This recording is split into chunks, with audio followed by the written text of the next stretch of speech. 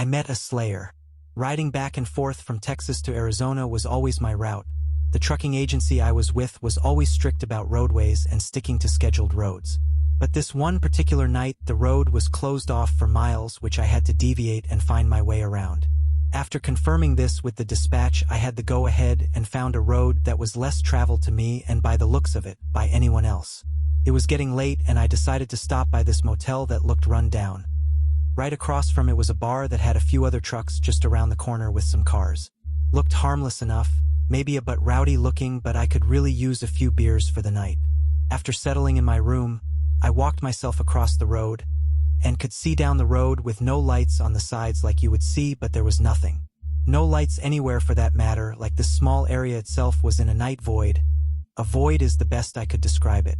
I walked into the bar and there's an old-style jukebox to the left of the door, and this place was just behind on the times but looked really, well, you just felt uneasy about it for some reason. I sat down and ordered a beer. Struck up a convo with another one of the truckers, talked about our long hauls, different companies we've worked for, and another trucker comes in. He joins us, and the next, there was 5 of us sitting at the table having laughs and arguing who's buying the next round. We must have been sitting there from 11 p.m. till 3 a.m. 2 of the truckers passed out in their chairs while one went back to the motel, and me and this one guy, Randy, I'll call him, sat there still very much sober, and that tells we handle our drinks better than most. So we're talking and very much making ourselves at home and talking. We were sitting there, making ourselves at home and talking to the bartender, who was a pretty cool guy himself. Suddenly, the door kicked open, and a man stumbled in wearing a John Deere hat, a brown, stained, weathered jacket, and the most tired look on his face. The bartender looked at him and cracked a beer without saying a word. The man drank it in seconds. I smirked. "Thirsty?" I said, glancing at him. The bartender whispered in an almost angry tone, No, don't." The man, looking shook up with tired bags under his eyes, said, "You could say that." He ordered a shot of tequila and downed it without hesitation. I looked him up and down. A little warm to be dressed like that. "You all right?" He glanced at himself, slid his jacket off his shoulders, and it hit the ground with a heavy thud.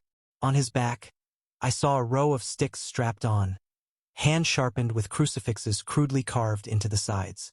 The bartender caught my eye and nodded, silently warning me not to bother the man.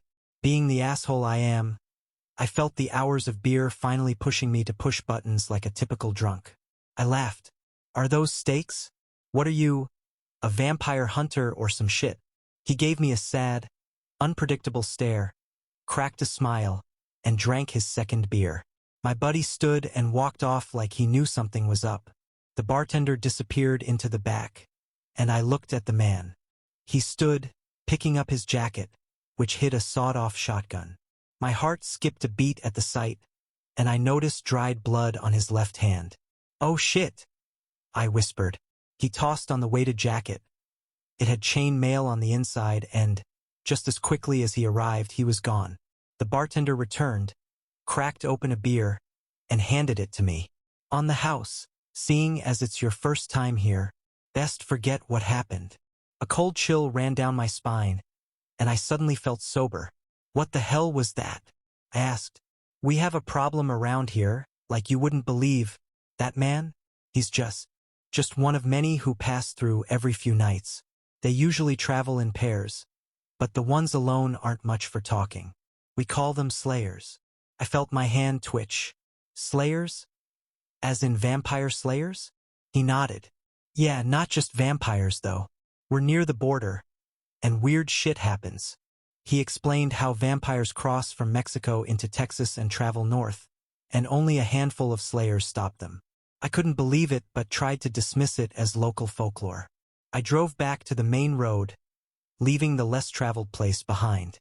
Feeling some comfort, I drove on the highway, and there he was on the side of the road holding a wooden shard, leaning against his truck.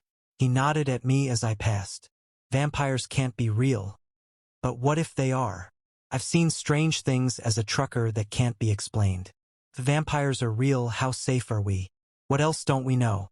It really makes you wonder.